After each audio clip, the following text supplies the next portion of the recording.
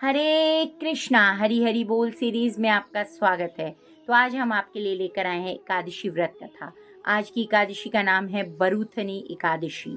वैसाख मास के कृष्ण पक्ष की एकादशी को अत्यंत पुण्यदायिनी और सौभाग्य प्रदायिनी बरूथनी एकादशी कहा जाता है।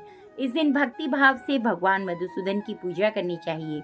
बरूथनी एकादशी का व्रत करने से भगवान मधुसूदन की प्रसन्नता प्राप्त होती है।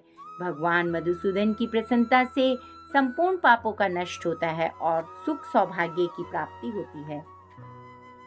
कामदा एकादशी का संपूर्ण वृतांत सुनने के पश्चात महाराज युधिष्ठिर ने भगवान श्री कृष्ण से विनती की, हे मधुसूदन, आप मुझे वैसाख मास के कृष्ण पक्ष की एकादशी के नाम, व्रत विधान और पुण्य प्रताप के बारे में विस्तार पूर्वक बतलाएं।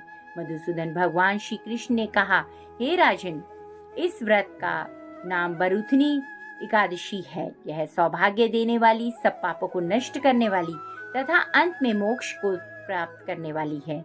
इस व्रत को यदि कोई अभागिनी स्त्री करे तो उसको सौभाग्य मिलता है। इसी बरूथनी एकादशी के प्रभाव से राजा मांधाता स्वर्ग को गए थे। बरूथनी एकादशी का फल 10,000 वर्ष तक तप करने के बराबर होता है। कुरुक्षेत्र में सूर्य ग्रहण के समय 1,00,000 भार स्वर्ण दान करने से जो फल प्राप्त होता है, वही बरूथनी एकादशी का व्रत करने से फल मिलता है। बरूथनी एकादशी के व्रत को करने से मनुष्य इस लोक में सुख भोग कर परलोक में स्वर्ग को प्राप्त होता है। शास्त्रों में कहा गया है कि हाथी का दान घोड़े के दान से और तिलों के दान से स्वर्ण का दान तथा स्वर्ण के दान से अन्न का दान श्रेष्ठ है। अन्न के दान के बराबर कोई दान नहीं होता। अन्न दान से देवता, पितर और मनुष्य तीनों तृप्त हो जाते हैं। शास्त्रों में इसको कन्यादान के बराबर माना गया है।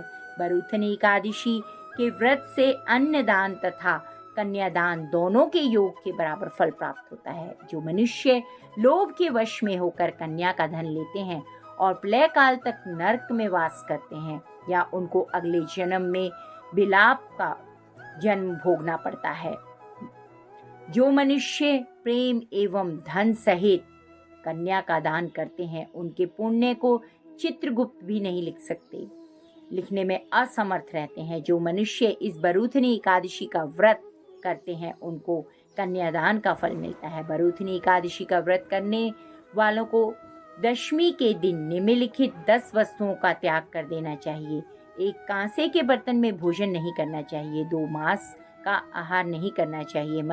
मसूर की दाल नहीं खानी चाहिए। चना, कोंदो, शाक, मधु, शहद यानी दूसरे का अन्न नहीं खाना चाहिए। दूसरी बार भोजन करना एवं दूसरी स्त्री के साथ प्रसंग नहीं करना चाहिए।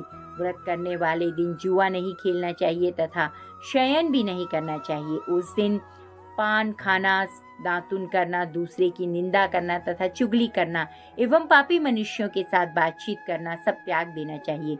उस दिन क्रोध तथा मिथ्या भाषण भी नहीं करना चाहिए। हे राजन, जो मनुष्य विधि विधान से इस व्रत का पालन करते हैं, उनको स्वर्ग लोक की प्राप्ति होती है। अतः प्रत्येक मनुष्य को यह व्रत अवश्य करना चाहिए तथा पापों से डरना चाहिए। इस व्रत के महात्म्य को पढ़ने तथा सुनने मात्र से ही 1,000 गोदान का फल प्राप्त होता है। इसका फल गंगा जल के स्नान के बराबर, गंगा जल के फल से भी अधिक होता है। गंगा जल में स्नान के बराबर से भी ज्यादा अधिक माना जाता है। इसलिए हम सभी को यह एकादशी जरूर रखनी चाहिए। वरूथनी एकादशी की आप सभी को बहुत बहुत शुभकामनाएं। इस एकादशी पर अधिक से अधिक हरे कृष्ण महामंत्र का जाप करें, प्रामाणिक वैदिक ग्रंथों को ध्यान पूर्वक पढ़ें, भक्तों का संग करें और अनाज से उपवास रखें। ये एकादशी हमें भक्ति में बढ़ने में बहुत मदद करती है। आप सभी को एक बार फिर से बरूथनी एकादशी की बहुत बहुत शुभकामनाएं। धन्यवाद।